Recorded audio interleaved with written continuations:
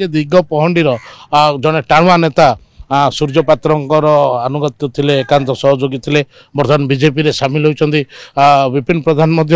सिद्धांत महापात्र सहित रैली रे रहिचंदी सहयोग करचंदी लोकंक केमती रहिछ आज्ञा मानसिकता नहीं लोक तो चाहूँगी वर्तमान परिवर्तन कथा चाहूँगी दीर्घ 25 वर्ष गोटे सरकार रहिला परे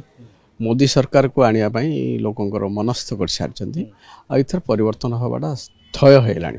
हां स्पष्ट हेलानी तो जदि कहबे आपण भी दिग पंडी पे आशाई थिले आपण बीजेपी रे मध्ये शामिल होइथिले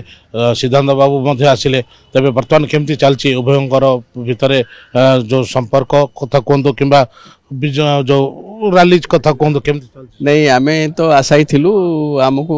दल टिकट देलेनी सिद्धांत भाई की देले जेहेतु आमे दलर जने श्रृंखलित कर्मी आमे श्रृंखलित भावे सिद्धांत बाबू को नहीं आगे चलचु आउ ये सिद्धांत भाई जितवाटा भी निश्चय हो गलानी जो पंचायत को जाऊँ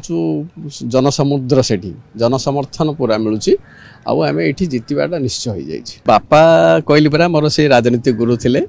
बापा और पुओ भितर बहुत आकाश पाताल तरफ फरक बापा आमको कांध कांध मिसेकरी आमको आम सहित चलुले समस्त कथा दिगपंटर आम बुझुलु पुओ आसला पर से कथा है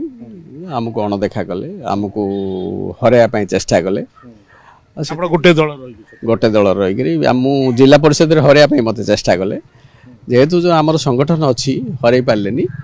आम समस्त को बड़ बड़ जो नेता छामुआ नेता समस्त को हरैया चेष्टा कले समस्त को बहुत हैरान कर हरकत कर अंचल वर्तमान केमती रही लोकंर विप्लव प्रति आपण गोटे कथा देखु जे दीर्घ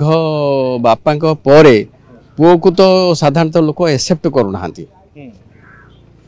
एबे मनस्थ कले सिद्धांत भाई को दबू और बीजेपी सरकार को आने आम